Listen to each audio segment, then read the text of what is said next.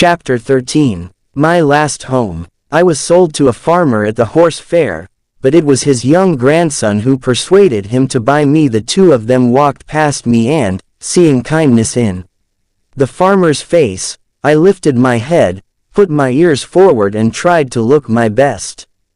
The farmer stopped and looked at me. "There's a horse, Willie, that has known better days," he said. "Poor thing," said the boy. "Do you think he was ever a carriage horse, grandfather?" "Oh, yes," said the farmer. "Look at his fine head and the shape of his neck and shoulder." He reached out a hand and patted me on the neck. I put out my nose in answer to his kindness, and the boy gently put his hand against my face. "Look how well he understands kindness," said the boy. "Won't you buy him, and make him young and strong again?" The man who was selling me said, "The boy can recognize a good horse, sir. This one isn't old, just tired and thin from too much work. In 6 months, he'll be fine." £5 changed hands and, soon after, I was taken to my new home. The farmer gave orders for me to have hay and oats every night and morning, and I was let out into a large field in the daytime. Willie, the young boy, was responsible for me, and he came to see me every day, bringing carrots or apples.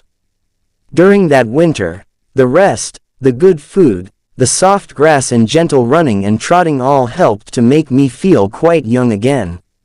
When the spring came, the farmer tried me with a carriage, and I did the work quite easily. "He's growing young, Willie," he said.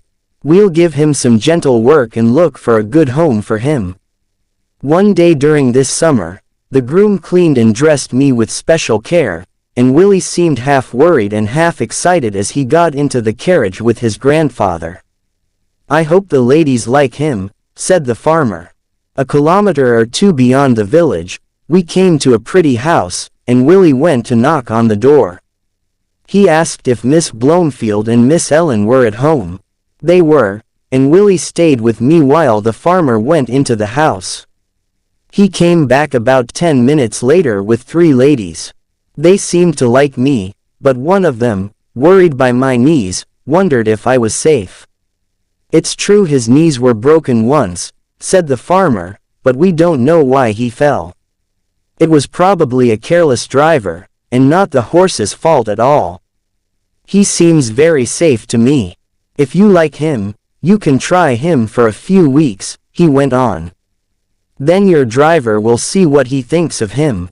One of the 3 ladies, a tall, white-faced lady, who held the arm of a younger woman, said, "You have always given us good advice about our horses, so we accept your offer to try him."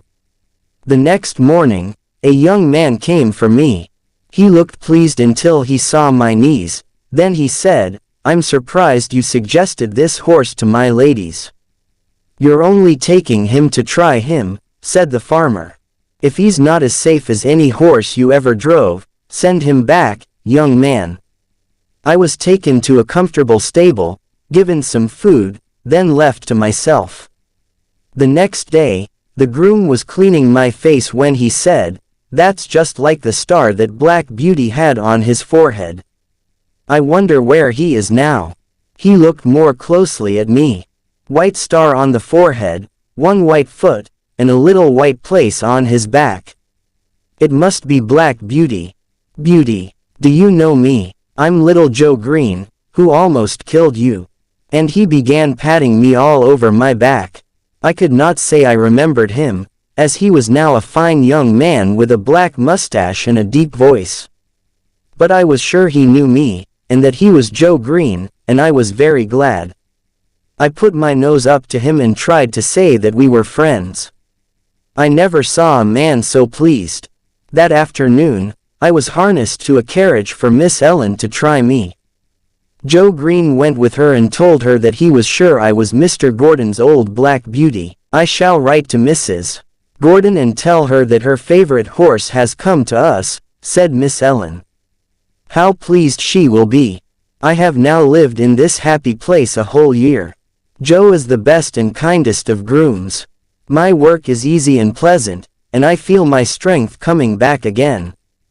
The ladies have promised that they will never sell me, and so I have nothing to fear, and here my story ends. My troubles are all over, and I am at home, and often, before I am quite awake, I dream I am still in the field at Birtwick, standing with my old friends under the apple trees. My troubles are all over, and 1 a.m. at home. The end. Thanks for watching.